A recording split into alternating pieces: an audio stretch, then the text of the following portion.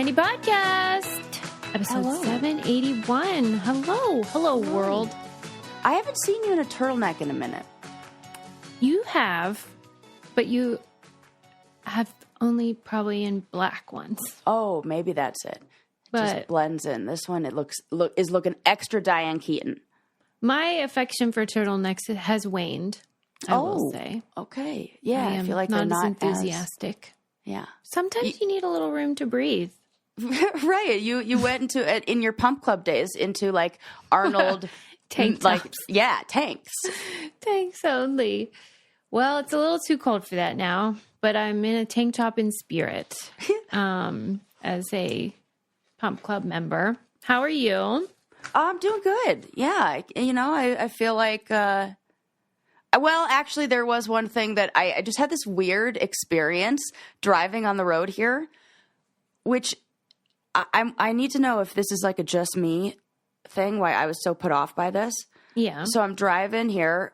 I'm at a red light, and there's traffic backed up the other direction. So I'm like in line with people who are headed in the opposite direction on the road as me. And I look over, and this guy is making very direct eye contact with me. And it was so off-putting. I was like, what are you doing, sir? Nobody makes eye contact on the road. Avert your gaze. What kind of eye contact? Just aggressive?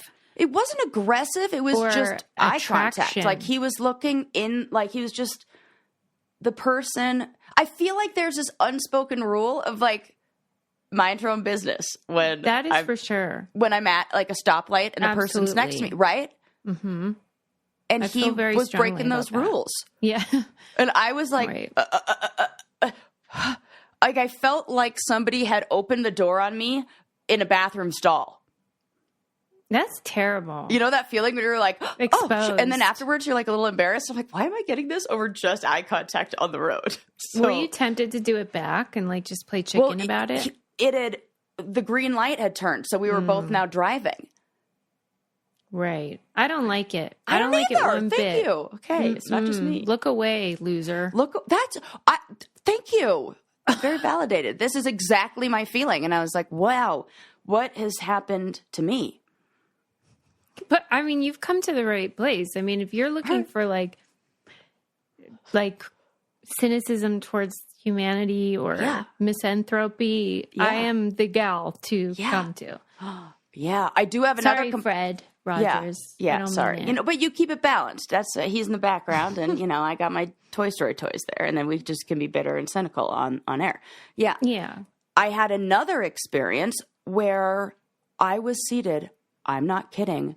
Directly next to a heckler in a comedy show, and the worst kind, with you? Drunk heckler. That's what I said. I said, "This is what is happening." Eli looked at me and he's like, "Not again." Yeah, and I didn't say anything this time. I just kept it. He was so bad at one point, and it's a comedian we know. I went to go see Ian Bagg, and.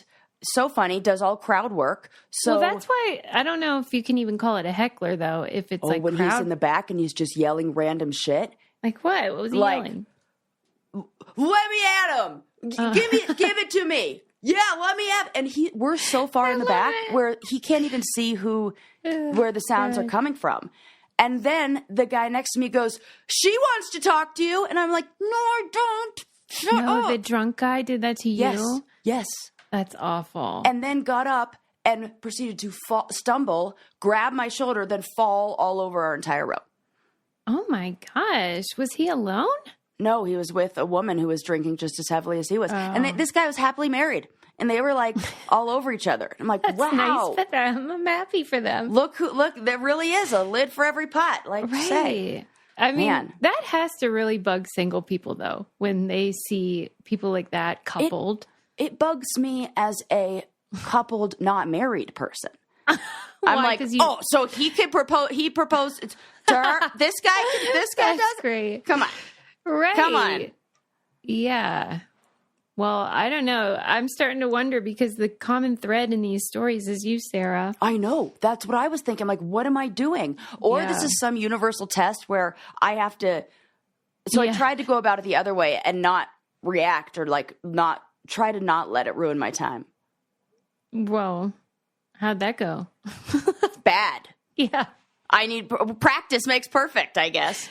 I feel like this is is a death penalty. I feel like this may be in line with the stretching goal. Yeah. Where my patience is what's fucking stretching. Yeah.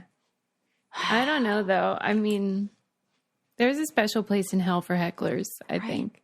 It's just such a selfish quirk. Yeah. Like, nobody likes it. Very much Nobody. Look at me. And then he would make comments about the joke that weren't, that changed every time. Sometimes there would be an offensive joke and he would go, oh, no. And then sometimes he'd be like, oh, yep. Into it. And I was like, pick a lane, buddy. Real-time reviews this guy was doing. It was so all over the place. I mean, I kind of love that. Because, you got a story out of it. It's memorable. I knew that. I was like, I can't wait to tell Susie about this. Yeah. That is the thing about, sometimes when you're having a bad time in the moment, long-term it pays off because it gives you a story. Yeah. And it was like, I went to the comedy show. I just randomly looked to see like, oh, I need a laugh. Like, I want to laugh this evening. Yeah.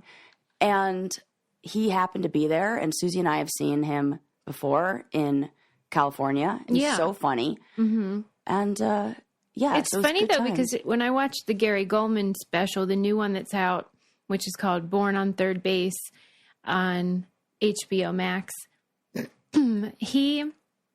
number one, he has contempt for Seinfeld, which is fascinating to me. Because when I saw him live and on this, he did Seinfeld stuff, two different things. And it's like aggressive because, you really don't mess with the king of comedy or whatever. Right. But then also he clearly has an axe to grind with comedians that do crowd work. Oh, really? Yeah. I think he thinks it's hacky and like how then you become like unwittingly like the star of that comedian's TikTok because they post, the videos.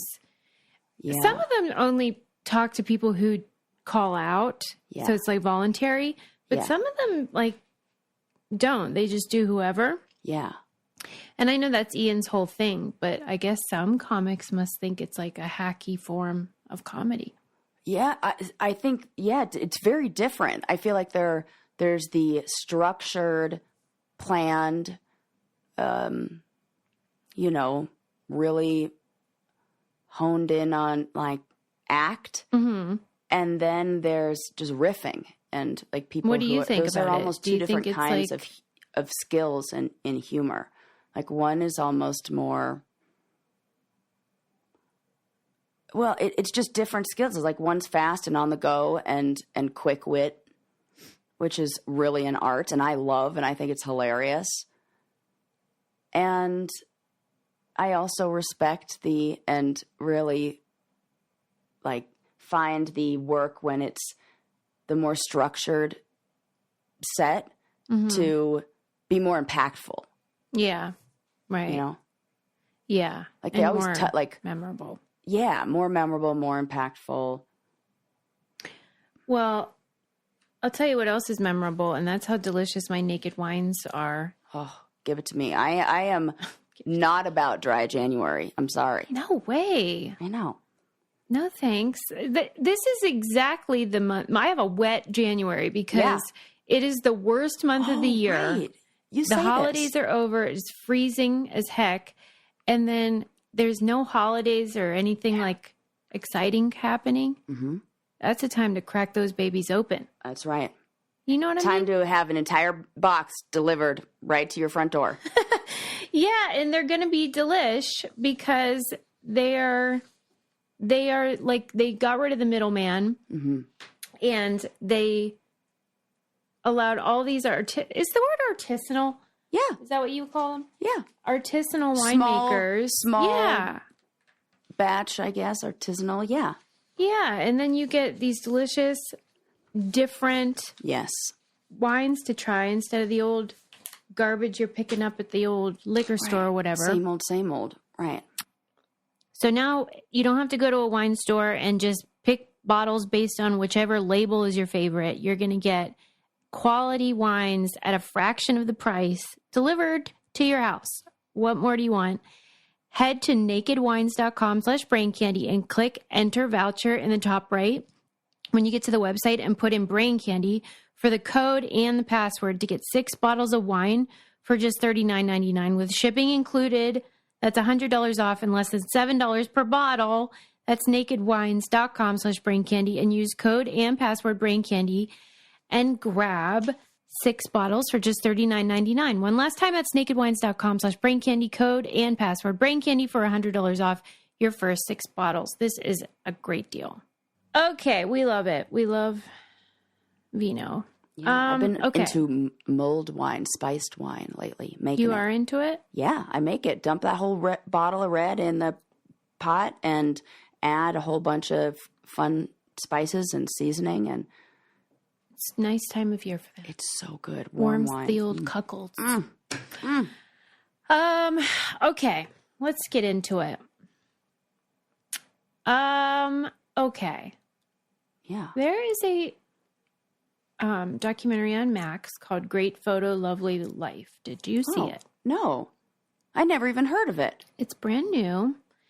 And do you remember in Candy Club we did that documentary about that little boy who, I think it was called Rewind, and he had been abused by his uncles. Do you remember that? And it was very, I don't know, it was just rough watching because it was this little boy and it's his family. You know how it normally is. Yeah. But they had all this footage and whatever. So I on his Instagram saw him promoting Great Photo, Lovely Life. And I assume it's because it's of a similar nature. But here's what's bonkers about it. Yeah.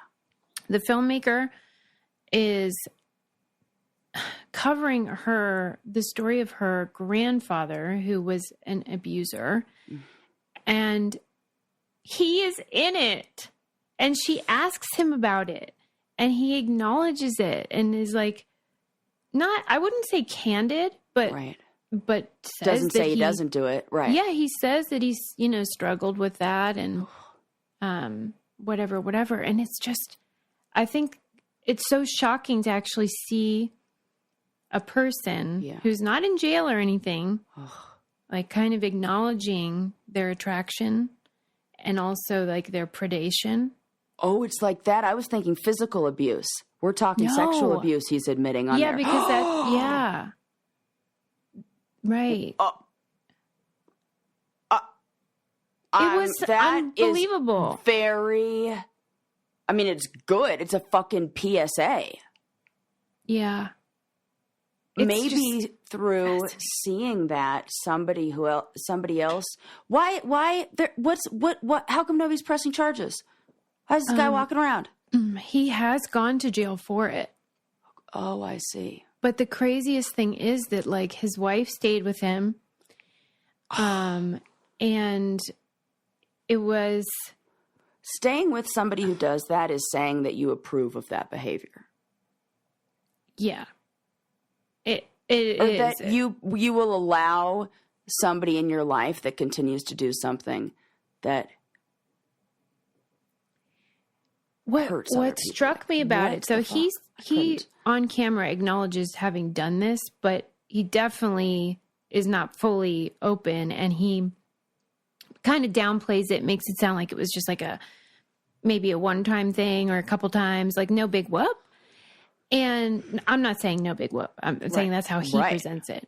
And once you're finished with the film, you realize that this was, what's the word? Compulsive. Like he was, if he had even like a few minutes with somebody, he was going to try to do this. Like, you know how usually they talk about the grooming and how it can take so long, and they like really invest time in grooming these kids. Yeah. But sometimes I guess the grooming doesn't take that long. And then he was able to constantly be doing this, and they would like move around, and he did it to his daughter. He did it to his granddaughters. And it's just insane. Who's doing a bad job of prosecuting? Like, this is a repeat offender who is showing no signs of stopping. I think that was part of the message of the film, though, was that in order for this to happen at that level, it really can't just be one person involved. Maybe the wife is enabling, or other family members, or their employer, or because I think people don't want to be the person that like quote unquote ruins somebody's life, meaning of the what's the word? Perpetrator. Offender. Yeah, the offender. They think, they might fire that person, but they don't go to the police, or, you know what I'm saying? Awful. Right. It was so illuminating because it really put a face to stuff and made you see it like, wow, this is actually going on. Yeah. It's not just this abstract idea. Right. Oh. So that I would recommend it. Obviously the subject matter is disturbing, but it was fascinating. And it's also fascinating how like one person can be mad at their mom for putting them in that position, but then the person that's mad maybe put their own kids in a bad position because like it's a familial thing where like those relationships are complicated that you grew up seeing. It's that it feels familiar. Mm-hmm. So there's some feeling of safety, even though it's not.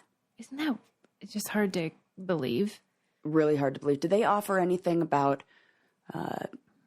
like, what's going to happen next, or anything? Well, he's dead about, now. Oh, thank God. He died during the filming. Okay. That makes me feel a little better. Yeah. But he never really showed remorse, which is what I noticed in the letters that I've written to the people that are convicted of that. There is a real cognitive dissonance, or I don't know if willful ignorance or what the word is, where they don't want to, or they refuse to see how harmful their actions were in a different way than you find with like other types of crimes. Yeah. Why? Maybe because, like this guy kept saying like she liked it. I know. I'm just saying. Right. Like they believe that. Maybe. So in the same way that that it can be really hard when you are somebody who experiences like an eating disorder, where food is something that's, eating is part of the human experience. Like we need it to survive. So changing habits and behaviors around that is complicated and difficult because it's something that you need. It's part of survival. You can't give up. Right. Entirely. Right. Yeah. So I wonder if the compulsion or the way that this satisfied, Susie's making a vomiting face, which is very well. No, it's like I dry heaved. I literally, it just happens sometimes when you talk about these things. Yeah, for sure, it does. That is like the really getting like creeped out by it. Yeah, and so I would imagine that maybe they can justify that, rationalize it, or it feels like you're giving in to the same urge as like, satisfying a biological need, which is fucking not about like, ew. So, yeah, it was fascinating, but obviously disturbing. Yeah. Okay. A mystery has been solved. Oh, okay. Okay. So the mystery was that this woman bought a 1800s, a dress from the 1800s, like with a bustle, one of those old timey, real pretty big ones. And in the dress was this pocket, and it had a piece of paper in it with like writing on it. Oh, wow. And it was like, made no sense. So this is a couple of the lines, but there's like a lot of lines, but it said Bismarck, omit, leafage, buck, bank, Paul, Ramafi, Lomi event, false new event. So like these collections of words or phrases that were like nonsensical, but like seemed to represent something. Like, so people have been trying to figure out, people have been trying to figure out this code. And they referred to it as the cryptic silk dress. Oh. And for a while it was like ranked, you know how these people, they're like a community. I'm sure. The code crackers. Yeah. Yeah. They they ranked this among the 50 top like unsolved. I get it. I feel like that could very well be my future of, joining some group like that. Please. Why? Because I love puzzles. And you just like a mystery and you want to solve it. I would definitely be interested in subscribing to a newsletter or email, subscription that would send me information like this.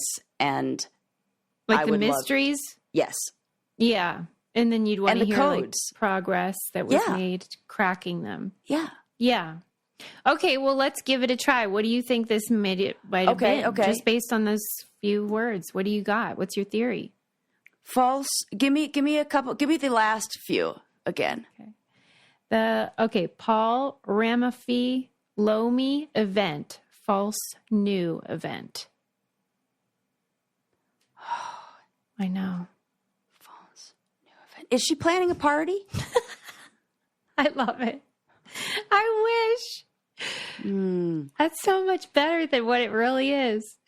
Was she planning a party? New event. Can you imagine that party? False new events happening tonight. False this party has this everything. Phony new event. Yeah. Like Stefan. This party has everything. Silk, dresses, ramifees, leafage. False. Is it instructions for someone who works for her? You could say anything and I would laugh. Right. It's just cracking me up. Well, it'll be a cliffhanger. And instead I'll tell you about what the mystery is of my leggings. And that's that they're Honey Love. And that's why they're so great. And I'm going to just say it. My favorite part is you don't have to wear underwear with them. Yes, these babies are supportive. Hold everything in, and not going to see through them. That's not for sure. see through. And They're you don't have to, super high quality, and they got pockets in the side for your cell phone. They're the perfect travel pant. Very flattering. Honey Love has all the stuff that you need to support that body. Where you're like wanting to be all put together, all supported, all secure. Snatched. Cute as heck. As they say. Yes. So they have bras, leggings. They even have dresses. All the good shapewear. Treat yourself to the best bras and shapewear on the market and save 20% off at honeylove.com/braincandy. Use our exclusive link to get 20% off. honeylove.com/braincandy. After your purchase, they'll ask you where you heard about them. Please support our show. Tell them we sent you. Start the new year with confidence thanks to Honey Love. And this is a great thing if you're doing one of your workout, like New Year's resolutions still, treat yourself to some nice threads. Yeah, I want to check out those dresses. Yeah, it's really cute. It's like a little black dress, the one that I saw. I like that. Okay, so the answer is that the code is weather reports. Oh, for fuck's sake. Weather reports? Yeah, they had this whole elaborate code that they were sending to the cities around the country to notify them of what their weather was going to be, I guess, by telegram. And that was the code. And so the lines I gave you, here's what they meant. Yeah. Oh, please. Okay. Bismarck omit leafage buck bank indicated that the reading was taken at Bismarck Station in the Dakota Territory. Omit was for an air temperature of 56 degrees and pressure of 0.08 inches of mercury, though the National Oceanic and Atmospheric Administration has said the true reading could have been higher. Leafage was for a dew point of 32 degrees observed at 10 p.m. Leafage was not for it's windy outside, some leaves are falling off the trees. No. This is terrible code. Buck was clear weather with no precipitation and a northerly wind. And bank is a wind velocity of 12 miles per hour and a clear sunset. Huh. I would have never guessed that, obviously. Well, that is for sure. But here's what's weird to me. Why don't they just say those words? Yeah. Seems it feels like equally less long. Right. You're right. It's in the New York Times article, it had pictures of the actual paper and the handwriting. And there were many, many lines. And several of them said the word windy. And so I thought, how was this not solved sooner? Okay, I wonder if, in the same way that I got caught on the word false or event or something like that, because it's there twice. Yeah. And so I was like, oh, party, because it says event. But party. I wonder if it's because we feel like that because we already know that the answer is weather. So now windy stands out in those collections of words. But a lot of other words maybe would be repeated but don't stand out. Or they like event stood out to me. No, because most of the first words were cities and locations. Okay. Right? Right.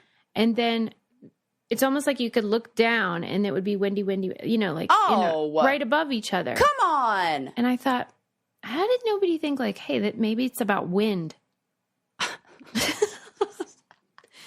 Have you tried wind? That is very funny. I almost think these people want an get answer kind to of that. disappointed. I actually am not okay not having an answer to that. Yeah, I know. Me too. Like that is something I could easily see myself getting fixated on, and like it's like an itch I can't scratch. But in the past, yeah. Well, I feel like they have to be disappointed. Yeah. You know what I mean? It was going to be like the fucking wind talkers, code breaking, messages from some, I don't know, communication between enemy line. I don't know. Yeah. And it was, and now, the weather over there at Bismarck or whatever. They're never satisfied, these people, though, because they're like, now we want to know, why did she have the paper? No, let it go. Did she work at the, whatever? No, she was on the spectrum and obsessed with the weather. Let it go. You think? I just, who knows? That's your theory. Yeah, I mean, I don't know why, but I think it's because they just are a little sad when these mysteries get solved.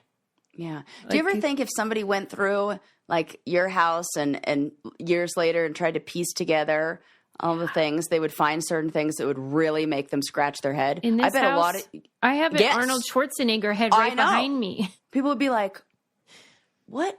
Who?" And then, yeah. Yeah, I think that every house probably has real weird stuff in it. Yeah. Real weird. Your house especially. Mine? Yes. No, I feel like other people's houses especially. No, I mean like your house could have a secret hidden wall that like you sure. tapped in one place and all of a sudden the paneling fell down and there's like secret messages written on mirrors and No, shit. you ain't kidding, because literally right behind this shelf that you see is like a panic room. See? I know. And it really, I've been there. It is. So yeah, it's like this very narrow, not anything spot where I'm going if something happens. Something happens, right? All right. Well, I'm just glad that those cryptic weirdos did their job. This one guy, he had been working on it for months. Yeah, you think these people have like, this is what they love to do. This is. I mean, remember what's that one that we talked about on the show a lot about that author that hid the thing, like a treasure chest of like gold doubloons or whatever. Yes. And those people were serious. I mean, they just couldn't handle it. They were so excited to find where this treasure was and everything. At least people there died, could have been people died. Yes, this is serious. But at least that had you. If you found it, you actually got something. Right. This you just meteorology get. Maybe thing. some would say the ultimate reward. What? Bragging rights. That's what you think is the ultimate reward. I know. I'll take the doubloons. Yeah, right. Okay. Well, I'm changing. Bragging rights is getting less important to me as doubloons. Yeah. Can't pay medical bills with doubloons. Yeah, you can brag about doubloons though. Right. So it's like 2 for 1 win-win. on that. Yeah. Yeah, that's right. Did you read about how Newton's third law of motion was broken last year by something on Earth? So the third law is for every action, there's an equal and opposite there's a reaction. Yeah. Oh yeah, wouldn't that be with the particle stuff of something being created and then where is this? On Geneva? Earth? Well, I know it's on Earth. What's the question? Where is Like, what? did they conduct this experiment? It happens all over, Wait, including in your what? body. What? For every action, there's an equal and opposite reaction. Yeah, It happens in your body? Well, it can after you make sweet love. Oh, what is it? Sperm. So What? apparently sperm have these... I'm thinking we're talking nuclear reactors over here, Yeah. particle studies, and you're like, It's way nah, sexier. it's just a guy jizzing in a cup. What? So sperm have these filaments called flagella that protrude from their bodies like hair. Okay. And it totally sounds like I'm just making this all up. It really does. Like, but I'm buying what you're selling. They're so called let's fucking flagella. go. Right. And these flagella possess a property called odd elasticity that allows them to act without creating a reciprocal reaction. So these, like when they're swimming, then nothing happens around them. You know how like normally if I go swimming, there's like ripples and action. How does that do They that? are just there. yeah. Just reacting to nothing. And they really don't know much, but they're excited about it. And they say that it might tell us what makes life alive. That's literally what they said. What? I was like, I don't even know what that means. I feel more comfortable with the computers taking over the world. That I don't know what the answer to that is. That's Isn't like that one of those crazy? things where the scientists know what they're looking at and they know why this is important and they're trying to relay this message back to us as just like regular humans over here. And I'm like, I hear what you're saying, but my little old brain doesn't have the... Yeah. It's like when we think about eternity. Yeah. It breaks in there. It just breaks. It like, you know what happens? It's like that dead screen on Tetris, that game where it's like computing just like, nope, we just shut down. We're good. It's too much. I know. It's also some algae, not just sperm, but Okay, but sperm like, is more fun. But the bigger implications of that is we've been Newton's three laws, I know. blah, blah, blah, relativity, blah, blah, or that's Einstein. But, like just all these things that we just get hung up on as how it Hung is. up on. I love that idea. That we're all just like really attached to it. Yeah. Sarah Well, don't get is. too attached to any idea because These now there's times only they two are laws. changing. Please, Pluto, remember that guy? Uh-huh. Please. I know. You're so right. I think we all have trust issues because of Pluto. Right. I had acronym. I had fun little Yeah. phrases. Now, my very excellent That mother is just so served true. us 9. Yeah. What? Crack that code. Yeah. So, again, don't know. don't get too attached, people. But speaking of Change is sperm, inevitable. Yeah. you don't even need it to enjoy Dipsy stories. That's right. You don't need anything except your ears and your imagination. Yes. Because Dipsy Stories is going to serve up some really nice stuff for you to get your motor running or maybe And to I mean calm you down. exactly what you want. It's like they know you better They than you know really yourself. do. They're like, here you go, Sarah. This exact story. Oh, that you were thinking about this the other day? Here it is. Yeah, because you just answer a little quiz and then it gets the gist. Yeah. And then they will maybe help you get in the mood if you want to rev up. Something else I Sexy time? appreciate is that it's all illustrated. There's something about it not being real people that feels like safer and comfortable and less like I have to think about, I'm not writing any fan fiction in my head for the characters, so it's already written for me. And I like that it's all illustrated. I think it's pretty how it's all laid out. It's very They also have approachable. sleep stories and wellness stories. So it's not just, sexy. wild antics. Yeah. Yes. For listeners of the show, Dipsy's offering an extended 30-day free trial when you go to dipsystories.com/braincandy. That's 30 days of full access for free when you go to DIPSEA stories.com/braincandy. Dipsystories.com/braincandy. Yes. You know what I got to say, though, about that Newton's law thing? Yeah. To me, I mean, that sperm thing is great and everything, but to me, the true mind bender is that Newton even came up with anything like that. Right. Wasn't he like a young guy too? The guy, he was like very young when he did all this. This was a long time ago. Yeah. And this guy came up with things that only now maybe sperm don't match, but everything else. Right. Well, he was right. I mean, how did he come up with that? I want to know. You know, the apple had something to do with it. I know, but like, come on. And then you came up with all those. Right. The rest is filled in the blanks. That is a good, or maybe it was like obvious stuff that people were already talking about and he just like wrote it down. Okay. Well, actually, since I said fill in the blanks, I watched a documentary called Filling in the Blanks, and it was like, it's weird because it was made relatively recently, the last couple of years, but it watches like more like an early 2000s style. Mm-hmm. So, kind of like maybe a little amateur-y, but it was interesting because it was about one of these people that sent their DNA for like 23andMe. Yes. And then the results weren't what they expected, you know, where you find out, wait, I have other siblings, or where'd my dad go, or whatever. Right. And even though it was a little amateur, like it really did explore some of the concepts that I hadn't really thought about. Like, because in his case, he has two brothers that grew up with him. And then they found out each of them had a different dad because they received sperm donation from ?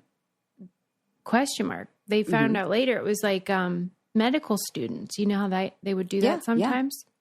Because at that time, there weren't sperm banks. You couldn't even, I don't even think they were freezing sperm at that time. It was all like live donation, like right then. Jeez. Not banging, but, you know, obviously. Like it's still warm, basically. Right. Here you go. Taking it from one room to the other. Yeah. Mm-hmm. And so, I don't know. Here's what I wanted to ask you. Because you see this a lot with like adoption stories, and anytime somebody wants to know like more about their biological stuff. Number one, you know how they often say like, I always felt like I might be a little different. Yep. Okay. And then they find out later that they are. Do you think we all think we're a little different? Like we all feel a little bit like we don't kind of fit in this world. What happens, I don't think it's so much how the person feels, but how they get treated. Mm-hmm. In a way, for these guys, it definitely was like that. Okay, their dad was I think really that's mean it. to them.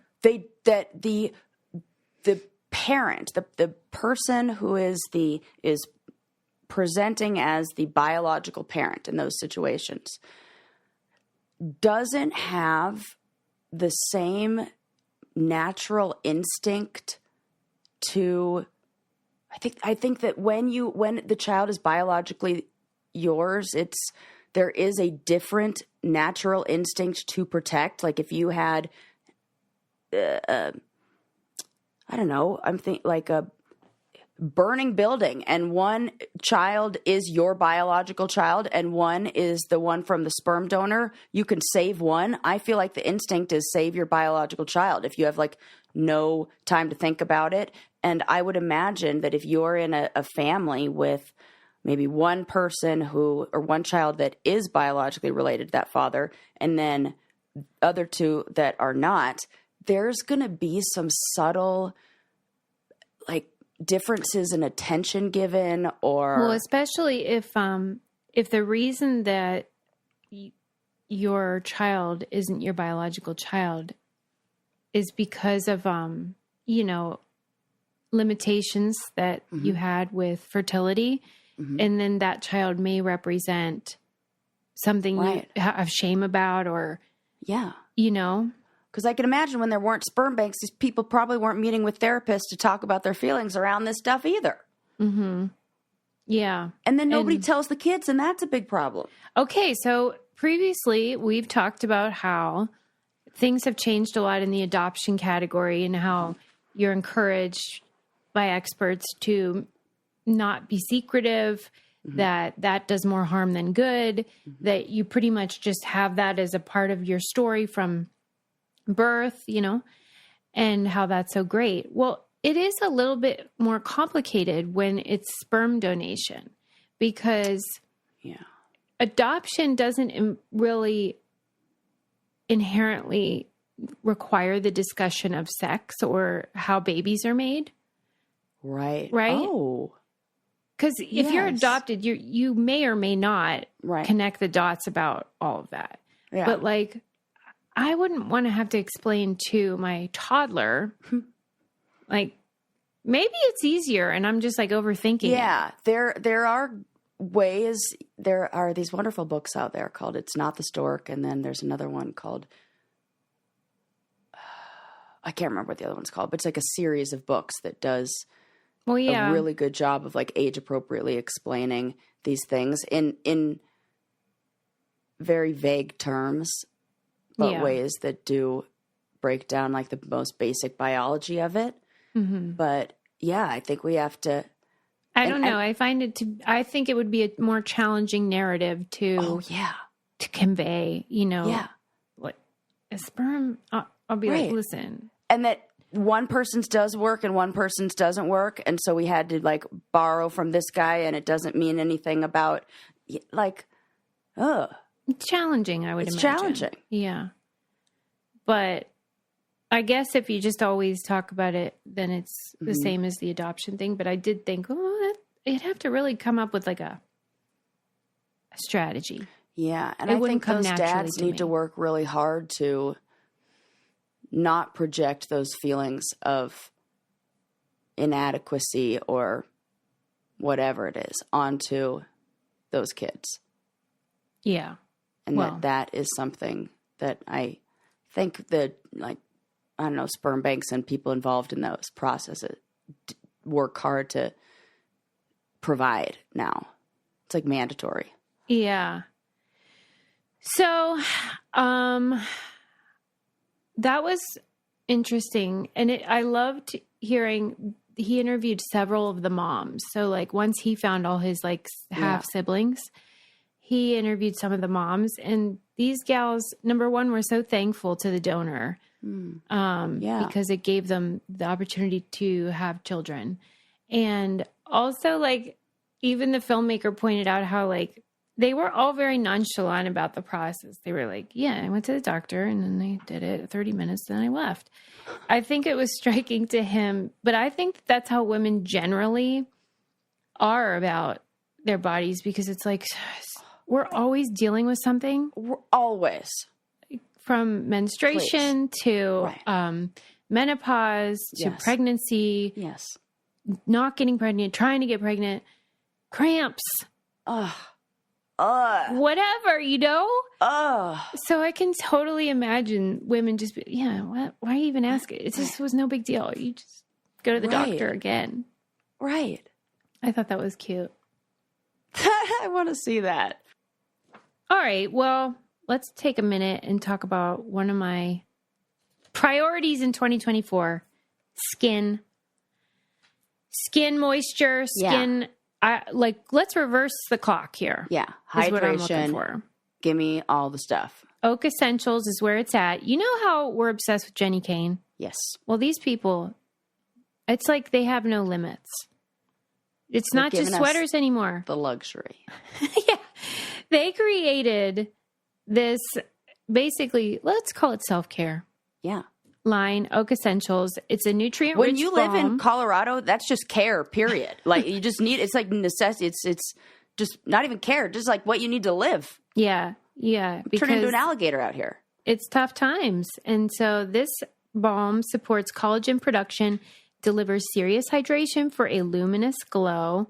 And do you ever, like my sister and my mom growing up were those people that were always like on the hunt for like the cure. Like if you have dry skin, yes, you will seek Susie, my mom used to be that person where she would put on lotion and then she'd make a noise. She'd be like, oh, like relief. And I used to be like, that is so annoying. Yeah. Until I hit 35 and Things then happen. started doing it. And I was like, okay, I get it. And they are not all created equal. I don't like when there's like a greasy film afterwards. No. Some of them smell terrible or remind me of my grandma. And like, I need something that's really going to deliver moisture, lock it in, make me feel good, smell amazing. Mm-hmm. Luminous body lotion. That's where it's at too. Formulated with blue tansy oil. I don't know what that is, Sounds but good. I know I love it. I'm calling it 2024 is the year of the natural head to toe glow. Yes. My followers get 15% off their first order when they use code BRAINCANDY at checkout. That's 15% off your first order. OAKESSENTIALS.com, promo code BRAINCANDY. Go ahead and treat yourself from luxurious skincare to meaningful self-care. You deserve it. What do you think it is, though, about this thing where people tend, whether they're adopted or whatever, tend to want to fill in that hole in their heart of like, I wanted to meet someone I'm related to by blood. What is that? Just evolutionary? Yeah, I think these are biological instincts that... Do you think it's narcissism, really, though? In a way, maybe. Yeah. Or like, I think it more is like, has to do with identity. I don't think it's as much narcissism as it is the question of who am I and where do I come from? That I think we as humans have been trying to answer in different ways for forever. And that of like, where do I come from? I guess there's a fine line because who am I is very much, it's navel gazing. It just is. You know, it's inward focus. We all do it. But I mean, it's a little like, that's why. Because we like fucking love ourselves. And the person we're most curious about and most interested in is ourselves. Right. Which I get it. And we all have that. Yeah. But it's like, I hate it. But parenting is the same way. Like when you do have a biological child, it absolutely is partially like, that's a little me. I know. You know what I mean? Yeah. And so it's like gross. Yeah. That's why everyone's annoyed when parents talk about their kids. Because everyone else sees it like, yeah, we get it. They're not that great. Okay. Anywho, if you're interested in that sort of thing. It was weird, though, because the doctor that donated the sperm, well, he was a medical student, and then he's now a retired. We hope he finished.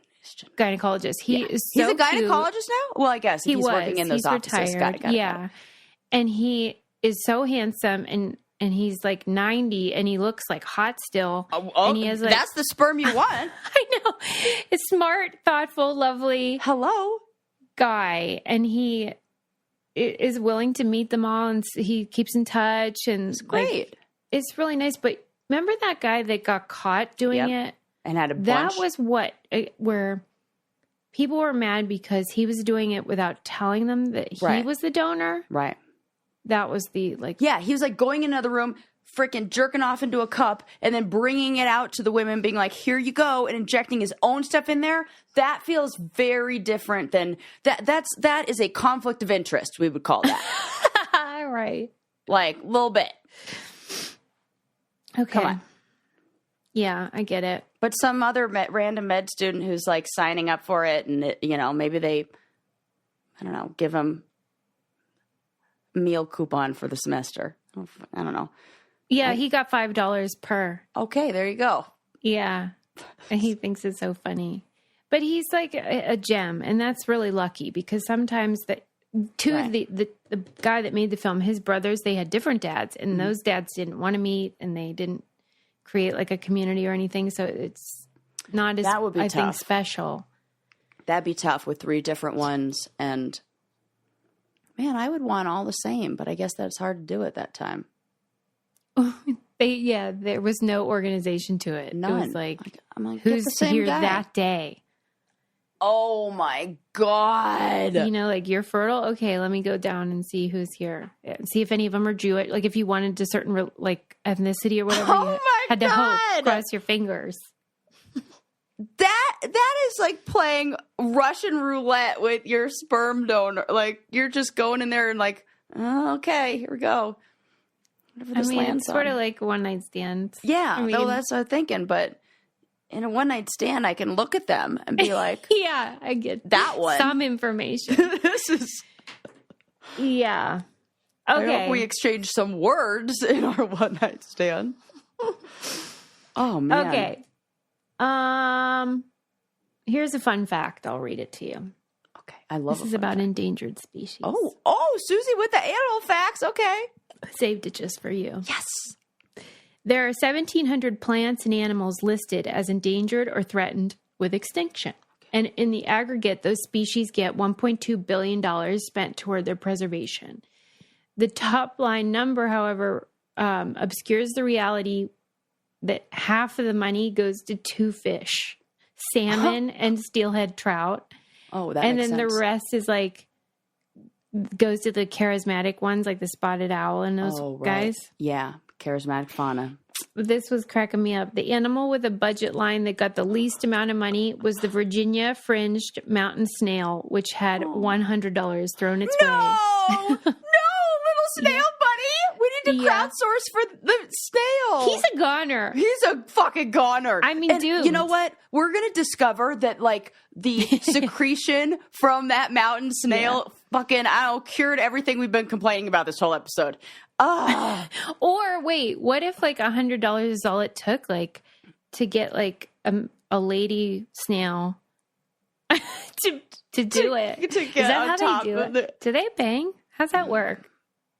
That's actually a really good question. I would imagine there is something inserted into something else, like something comes out Ew. of that. You know, like their little antenna grow out like that. I bet it's You like think that. that's what happens? Am I going to Google snail sex right now? Snails banging?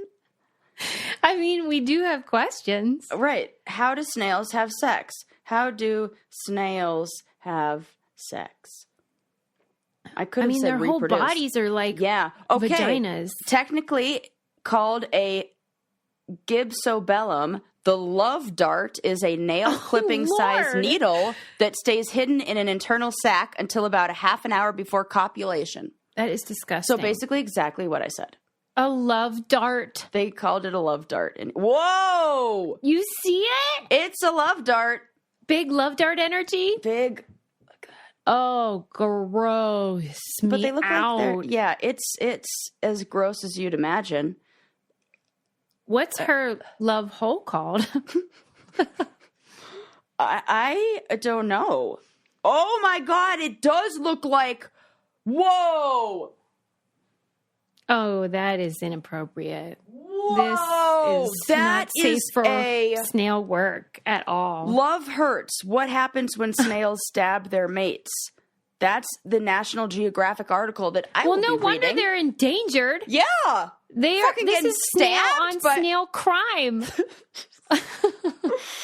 Oh gosh. Wow. Well, I think someone needs a refund on their $100 because they're self-sabotaging. Right. I mean, I guess if it is snail on snail crime, but a hit and run or anything like that might take you might have some more time to catch the perpetrator in this situation. Okay. He's not running away. It's more like a hit and crawl. 200 plants and animals got $0. So, I mean, $100 seems great by comparison. And all told, 67% of spending on endangered species goes towards fish, with 7% going to mammals and 5% to birds. Wow. Is this shocking information to you? It makes me nervous that we are losing the population of fish faster than scientists would like. Or Yeah, it's not anybody would good like. news. That doesn't sound like good news to me at all. Yeah. I mean, you hear about recently they found like bombs and stuff in the ocean that were dumped there after the war. Oh, yeah. And they okay. used to do it just like as a matter of course. They thought that was a great idea. Like, hey, we're done with these. And then sometimes you cause great damage to Yeah. sea life. Imagine. And that's just one thing. That doesn't even account for all those straws you people are chucking in the ocean. I gave myself like a gold star the other day because I cut all the rings on a... When you do that, do you not feel like elementary school Sarah would be so proud? So proud. Yeah. So proud. I was like, wow, look, I am it mattered to that one. It mattered. I can't save them all, but it mattered to that turtle. Don't you feel like that problem was overstated, though? Yeah. And I also think that it's ridiculous that we're still using those because when I was in Mexico, they've replaced all of those with paper ones now. Cardboard works just fine. All of their 6-packs. Great point. Yeah. What are we doing? What are we doing? It seems like that would be even more expensive, too, than cardboard. Yeah. You know what I mean? Yeah. Huh. Maybe it's just that you have to be more careful with the cardboard ones. They could rip and then that could, obviously, but coat them in that, like do something. Come on. Yeah, right. Come on. Ever hear of pizza boxes? Right. Thank you. Although they aren't recyclable after you get the pizza grease on them, but they are beforehand, so I think they'd be fine for the 6-pack. Yeah. And you take it out and then there you go. That was like all the beer in Mexico was like that. Makes sense. And they had the best recycling program. When you buy like a soda, like a Coca-Cola in Mexico, there are bottles that say like on it, return for whatever. Yeah. Eli and I were drinking one, walking down the street, eating some tacos, and we, couldn't find a trash can anywhere. So we went back into the store we got it from and we're like, here, you could throw away. And the guy reaches in his pocket, like gives us like the equivalent to like a dollar. Like almost enough to buy another one. And we were like, what? And he goes, oh no, it's for you. It's a recycling program. And like, we were like, they do that in Michigan too. Well, we should be doing more of that. I mean, I know they have like the bottle thing where it's like 5 cents a bottle, but it's a lot that you get there and you could do it at the store. Yeah, that's real convenient. You don't have to go to a recycling center. I would love to see the rate comparison of recycling in cities that do that versus like regular. Yes. Wonder what's more successful. I would like to see that as well. Look into that. we shall. Let me see. I will wrap it up momentarily. Okay. You're helping me with my list of documentaries to watch. What did you say? I said you're helping me with my list of documentaries to watch. I know. I feel like I need to get a hold of it, though. It's out of control because I'm holding back on some of them because I try to pace it because I do feel like people are like, another one. Well, please. I feel like people are going to be like, another animal fact. But those are the best. We all need to. Okay, this is a fact, but it's not an animal fact. And I never heard of it. It's called Benford's Law. Okay. Okay, so evidently, real world data sets of any kind. So, pick a number, whatever, in your mind. House numbers, how much money's in your bank account, whatever number. Yeah. That you're doing in your data set. You would imagine mathematically that the likelihood of any number being the first number would be pretty much equal. However, the likelihood of the number being 1 or 2 as the first number is about 50%. Huh. In any data set you can imagine, a collection of things, dates on a calendar. Okay, so this is kind of like, are there more doors or wheels kind of question, where it's like, what number appear most frequently? And I can imagine 1 and 2 appearing most frequently. Because if you're looking at days on a calendar, well, no. Newton might know, but like the Scientific American, which posted this video, said that they could probably explain it over a long period of time, but they said like we kind of don't know why. Wow. So it's not just sort of like because there are more ones, a dollar bill or something. Right. It's just, it's more like mysterious. Right. Because that wouldn't make any sense. It's not Maybe if it were just money or just whatever, it's anything, populations, everything. That is bizarre to me. Huh. And I don't like that. We started like with a code that was solved, and this is like, I'm leaving you with and a they don't know cliffhanger. why. They really don't. I'm sure, like I said, like someone like Newton would be like, oh, I know. Right. Well, actually, yeah. but right. it's probably very complicated and something that like Neil deGrasse Tyson would be like annoying if he tried to explain. Yeah, for sure. Huh.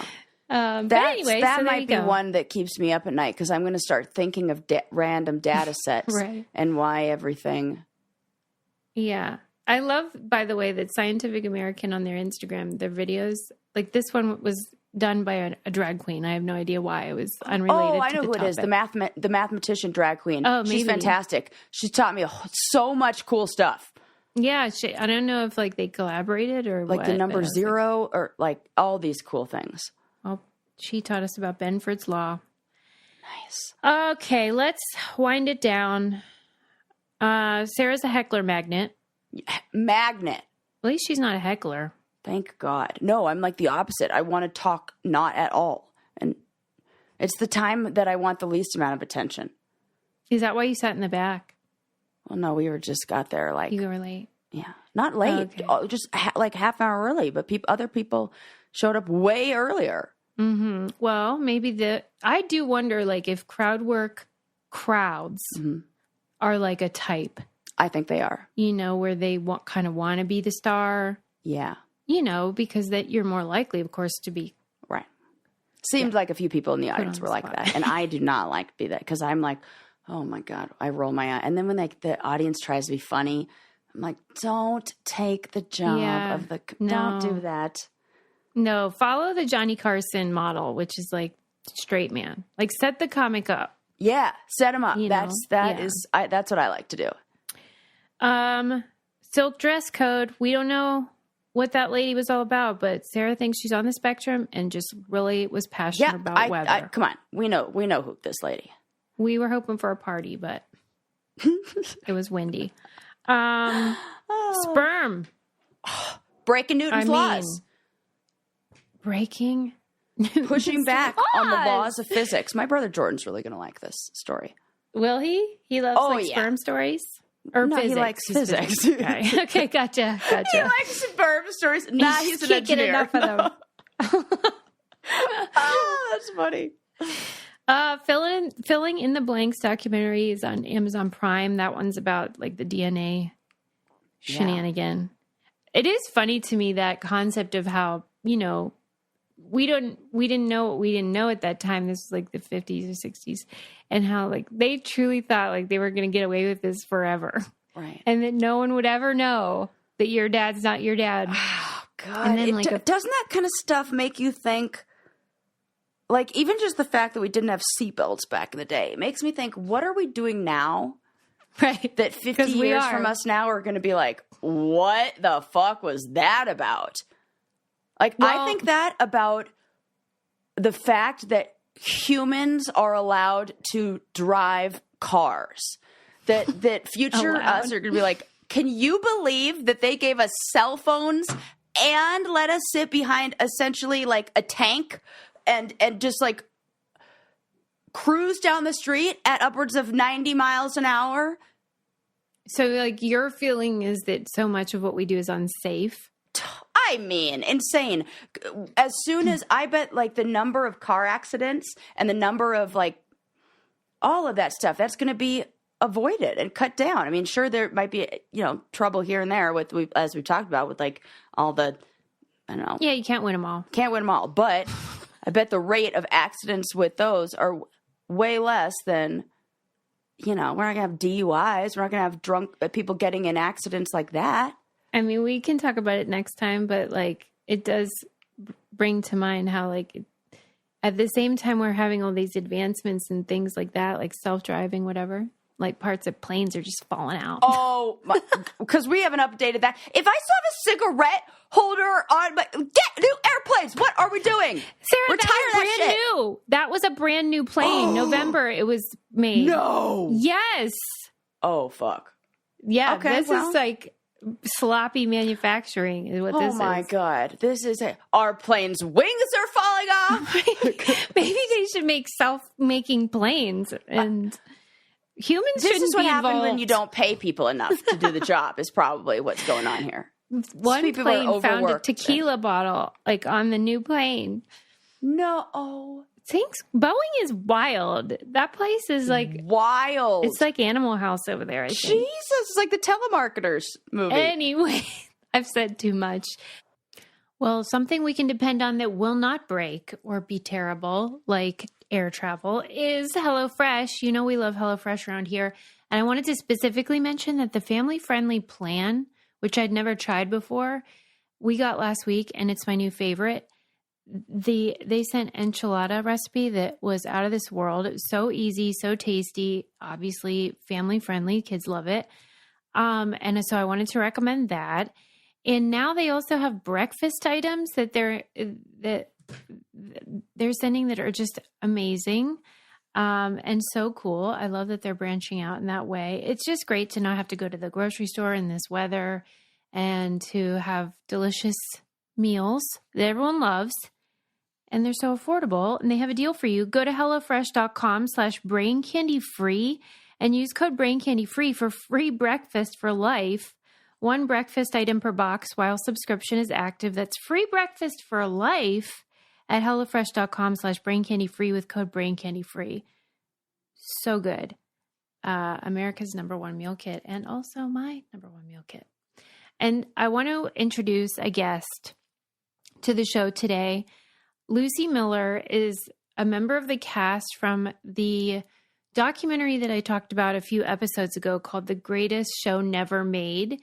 It's the one about like in the early 2000s where all these people were cast on this reality show and thought they were going to be competing for all this money and living for a year doing this amazing project. And then they show up and it's all just sort of like not actually happening. And the guy that was supposed to be doing it turned out to be either a fraud or just like had delusions of grandeur and really thought this was going to be a great idea. But anyway, the documentary explores what happened and then the fallout and how it affected the people who kind of gave up everything. They quit their jobs, they left their families and their boyfriends and girlfriends to go film for a year. And then it was like so embarrassing and difficult when nothing came of it.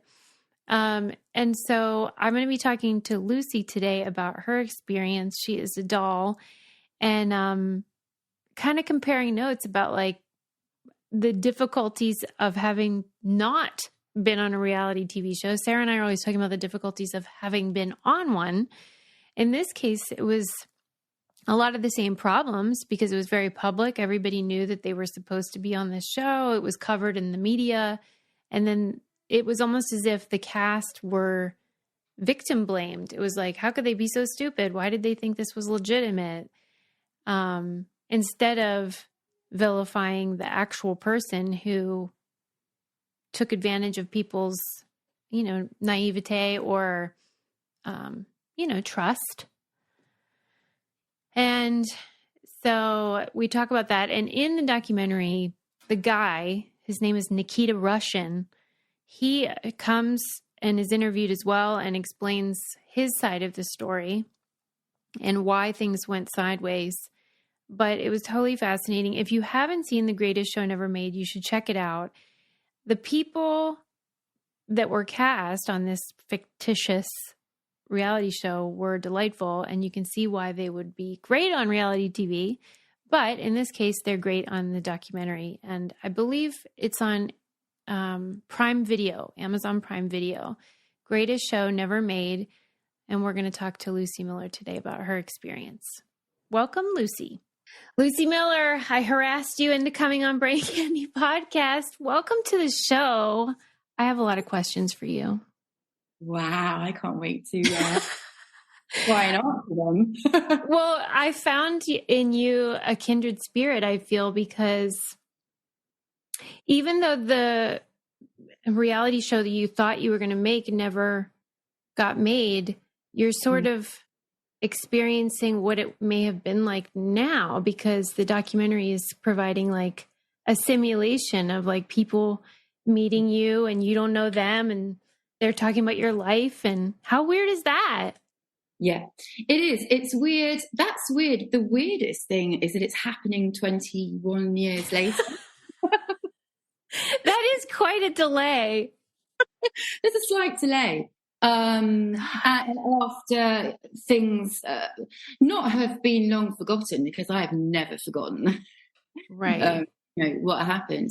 But I certainly had not, it was there. It was back in 2002. Certainly not now. But when you really want something and you kind of want it too much, and you just try and it doesn't happen, and then you forget about it, and then things seem to kind of just come your way once you've left that thought. Isn't that funny? Yeah, that's kind of that's a very relatable thing, even though your experience is bizarre. That feeling of like holding on too tight, and then once you finally release it, you get what you wanted all along. That's cool. That's redemptive. Yeah, that's how I like that. Well, okay, so let's go back in time. And it's the wild world of new reality TV. It's just the Wild West where there are no rules and everyone's sort of figuring it out as they go along. And within that context, you're attempting to get on a show that was advertised, and it sounded pretty great. And because the parameters of the genre weren't really defined yet, there was really no way for you to know whether or not it was the real deal. It seemed like the real deal. And what was it that you wanted out of it? You just thought this will be fun, or what was your intention? I think it was just very much that moment in time where I was ready to take the leap. And if it had happened, if I'd have spied that advert at any other time in my life, then perhaps I wouldn't have gone for it. It was right at the point where I was looking out for something. I was ready. I was a bit bored. I was thinking, come on, I'm ready for the biggest adventure of my life, but I don't know what that's going to be. And I kind of I was waiting for it to come to me. And I guess it did. It was an adventure. That's true. I know whether it's be careful what you wish for or what. But, and the advert that I saw, it was the tiniest advert ever. So I was clearly, you had to look for it. Everybody involved must have been looking for something at that particular time in their lives. Wow. Or it could easily have been missed. Yeah. I feel like so sad, because that's a real actor of vulnerability, I feel like, where you're saying yes to the universe. You're ready for whatever opportunity comes and you're going to go for it. And then you kind of got spit in the face in a way, because when you and your fellow castmates showed up, wait, let me ask you first before we get to the moment of reckoning. What was the audition like for you? Did you get a sense that like what did they think about you, or what did they see in you that was like, this is our gal? And by they, do I really mean he? I guess so. It would have been. Now I know, because obviously I've gone through different stages. Back, then I didn't know. I just knew what I saw. Obviously, it's strange to talk about, because I can talk about it as I knew then, or I can talk about it as I know now. But basically, yeah, it was. There were lots of people. There was a team, and it was completely and utterly believable. And that was the thing, because so many people have said, or I've read about so many people saying, how could they have not known, or what, weren't there any red flags, or, and it was so well done. And it was kind of quirky, which I liked. It was, set on this, it was a venue on an island.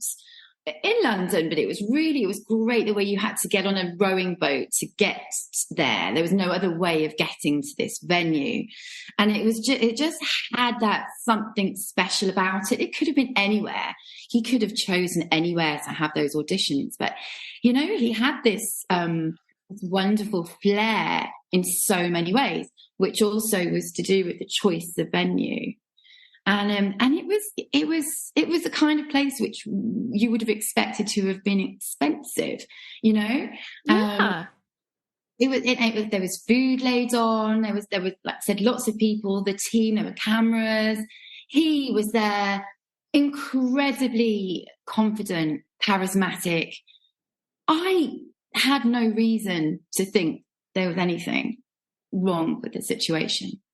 I mean, that sounds totally legitimate and totally exciting, something you'd want to be a part of. So then once you do get chosen, it's almost as if you feel honored, probably feel special.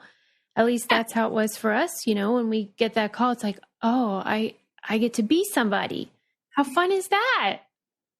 And that's another thing that a lot of people can make fun of, isn't it? And you know what?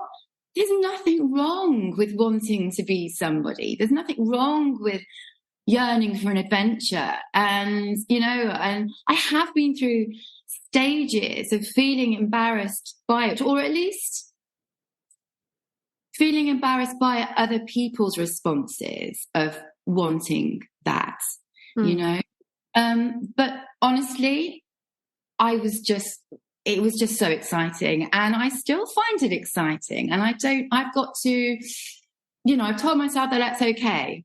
It is okay. And I feel sad that I was reading about those feelings that you had of shame and embarrassment. And I understand why, but what a drag that you felt punished for, I don't know, trying something different and taking a risk. It's just, man. I think some people like to bring others down for stepping outside the box, being brave enough to do something. Perhaps it's because it's something they would like to do, but don't have they just feel that it's something they can't do. Or I don't know. I think there's many reasons, isn't there? But it's a shame that happens, because that kind of thing can then affect you, the person that's brave enough to do it, and completely make them doubt themselves. It can do so much damage, and it's such a shame. And I do think that there's a lot of other things in my life that I've chosen not to do because. Yeah. I hate that, but I understand. That's really interesting. If it's any consolation, even if the show had been the real deal, a big hit, you're famous, you still would have gotten a lot of that same feedback and criticism because of whatever you may have done on the show. I mean, if you're putting yourself out there, there will be people that, are hurtful and rude. So that's Absolutely. the same regardless. And I think, even when The Greatest Show came out recently, obviously, I've had that conversation with other people and, had conversation with myself. But it's something that I feel now. I feel that I can deal with that now. Back then, it was very different. I feel nowadays, when you get it, if you get it, I think there's a bigger group of people out there that have your back. I feel that we know so much now about mental health, about what a comment can do to someone, that I really do feel that the majority of people out there are good. And when you get it, you're gonna get stood up for. You're gonna, you're not on your own. But back then, I feel we didn't openly talk about mental health and how comments affect people, and it was virtually unheard of. So I feel that you really were out on your own. So, well, for me anyway, I felt that way. And so when I started to hear things, my natural reaction was just to go within myself. And that's painful. Well, because when you showed up with the cast and it became clear that something wasn't right, this wasn't what you signed up for or thought you signed up for, you all went through this process together of the light bulb going off and being like, okay, now what are we going to do? And then let's fast forward to then when you return home after this sort of failed project. Yeah. What was in that moment that you're describing where you're feeling maybe embarrassed or whatever? What is that like? Do you share that with your family or do you just try to move on? At the time, if I'm honest, again, I would find it easier to share that now. Being older, knowing more, having more, sort of like getting over a lot of the self-esteem that I felt that I didn't have back then. But no, I think back then it was more to do with trying to hide it, trying to, almost feeling ashamed of feeling ashamed. Right. The feelings about the feelings. So I remember being feeling very apologetic for those around me. Yeah, I know. Man. So my boyfriend at the time that I'd left, I'd gone back to, I remember feeling that towards him, towards close friends who were probably worried about me going and doing this thing. They express their concern. And then having to go back. Yeah, I actually felt quite apologetic. Sorry, you were right. What was I thinking? Right. I hope, I'm sorry to have put you through that. I remember feeling like that. Yeah. Well, because the premise was unusual. It was supposed to be for an entire year. So the commitment that you were making was enormous. So most productions wouldn't be even asking that much. So that was already sort of a risk that you were taking, like, okay, I'm going to do this. I'm going to go away for a year. I'm going to give up everything. And this poor boyfriend, leaving that guy at home. And then it wasn't what you thought. What I want to know, what is your assessment of this bozo, Nikita Russian? I should be nicer to him because he seemed wounded and broken in the film. But like I would feel at that time, I'd be like, this bozo. Yes. What was he thinking? Was he thinking this was going to work out and it was going to be amazing? Or was it some sort of weird power trip? What was it? My gosh. Oh, my feelings towards this have changed. Okay. Yeah. Well, my feelings towards him have changed constantly. And watching The Greatest Show, because the first time I'd seen him since then was sitting down to watch The Greatest Show Never Made. Could you even believe? I'd been waiting a whole year to actually see this finished show. To watch somebody else tell your story, it's kind of, that's kind of strange. And, you desperately want that story to be told well. And I have to say, it's the effort that's been put in to tell that story authentically, it was amazing. And it is told brilliantly. So I'm so happy with that. And also, I've learned more about the story. But then to see Nick and hear Nick talk about it was, at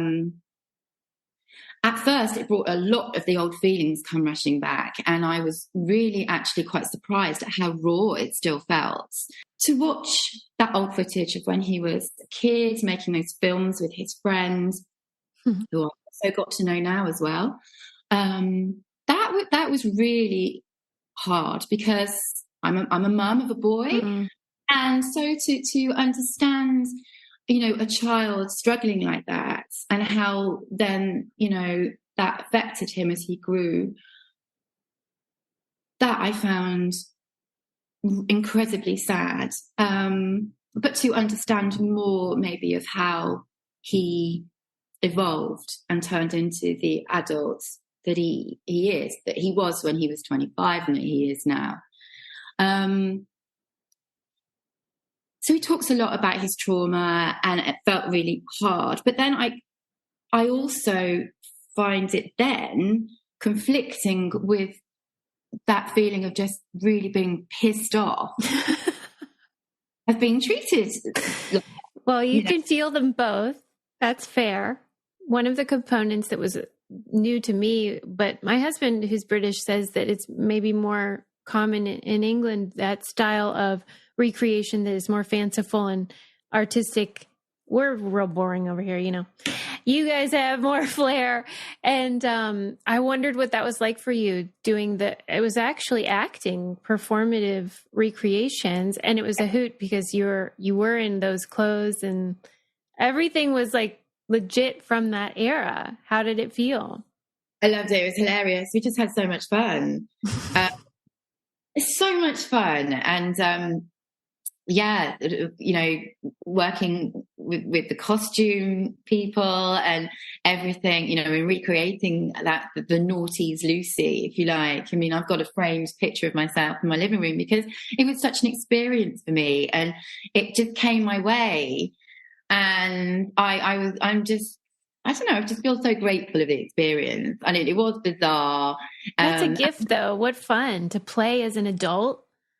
Absolutely. And yeah, I mean, I played myself 20 years ago. You couldn't make it up. And I've, you know, never expected it to have, for this journey to have been, you know, 20 years plus. But that's actually what has happened. And it's just been bubbling away unknown to me as I've been getting on with my life.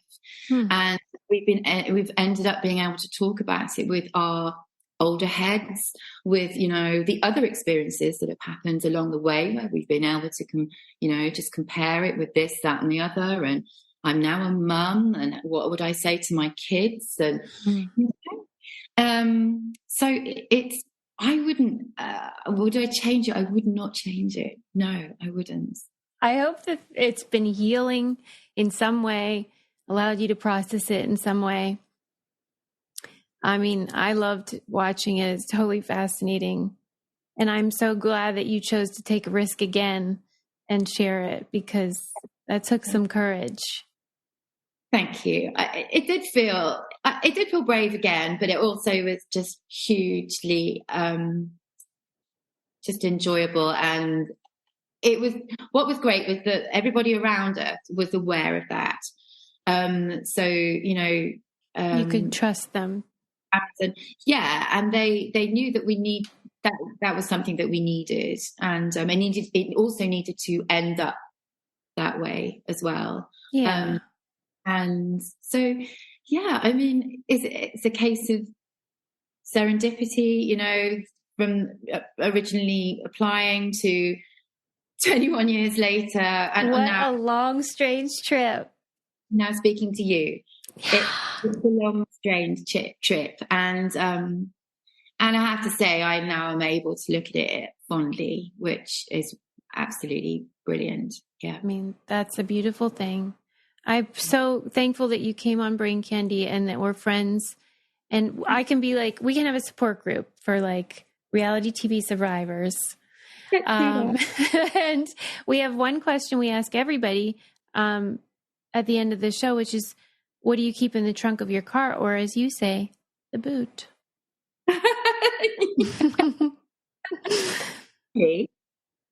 Yep. We want to know. What do I have in there? Yep. Okay. Oh my gosh, it's probably quite boring. I know what's in there because I'm constantly. There is a big golfing umbrella because it rains England. all the time. Because England. A big golfing umbrella is absolutely, you have to keep that in the boot of your car here. But also I have 2 booster seats. I have 10-year-old twins who now refuse to use the booster seat. But I kind of, we're discussing whether that lawful or not. So we keep them in the boot. What's the age in England for that? How if need be. I think it's because at that age they're all so different inside. It's the weight, yeah. It's always so fun when they are done with it. And now we're waiting. My son's 11 and we're waiting till he can sit in the front seat. It's so exciting. Whenever that'll be 13. It takes so long. So mine can do that now, as long as they are big enough. No way. As long as they're big enough for the strap to fit them properly. So, and I'm like that. I'm like, it's a very close thing. Hence, they are in the boot. Yeah, not the children, the boosters. Yeah, so that's what I love it. That's perfect. Some people have empty trunks, and that's always like, ooh, what does that tell me about you? I have to analyze it. Okay, right, maybe that means they've purged all their whatever. We have a theory that what's in the trunk of your car is like indicative of where you are in your life. Wow. Well, mine. Let's put that in there just in case. Caution. Yes. Although I am a person that is a lot, I would still take the jump. I still have it within me. You're a risk taker. Yeah, because you keep it there, but you're not using it. Right. Yeah, but I like to have a safety net. Yes. This is see? Right. So I think probably that's really interesting. I know. It's so fun every time. You should ask your friends over Christmas. Be like, what's in the boot of your car? I'm going to do that. I love that. Then you can like psychoanalyze them. Yeah, no, I think I'm braver than a lot of people I know. Yes. But I do like to know that, I like to have that safety net. So I know that I'm still capable of applying to a show and doing something, but I will look. Do you know the Tracers? No. Is that, you don't have that in the States? No. Love to be on. Do it. What are you waiting for? I'm gonna talk you into this. You know why though? Because you have to go away for 6 weeks to film it. And I've got 2 little ones. I can't be away from them for 6 weeks. If you asked them, would they say do it? What, the kids? Yeah. I mentioned it to my husband. What did he say? Really, Lucy? Really, Lucy? Glutton for punishment. You know what? It would be fun though, and it might be redemptive. But whenever like they call me about the show and say, "Do you want to come back?" I always ask my son, "Hey, what do you think?" And he always says yes. So I wonder if your twins would say, "Do it." Yes, but I do know what I would miss them. I couldn't. 6 weeks. Oh, they grow so much. They look different at the end of that. If the show people said, we'll make sure that you can have visits, you can see them, then I would, if I was allowed to see my kids. But for a solid 6 weeks, I don't think I could. Well, I know. I hear you. I know. That's a real choice. But hey, to be continued. I love this. I love that we don't know what Lucy's going to be doing. It's not over yet. You're an absolute doll. I can't tell you how much I adore you, and I'm so glad we got to meet. Oh, thank you so much, and thank you so much for asking me on your show. You're stuck with me now. We're going to be friends forever. You're going to be like, oh no, I can't believe I went on that show. You'll have another one you'll regret. Thanks, Lucy. You're off the hook.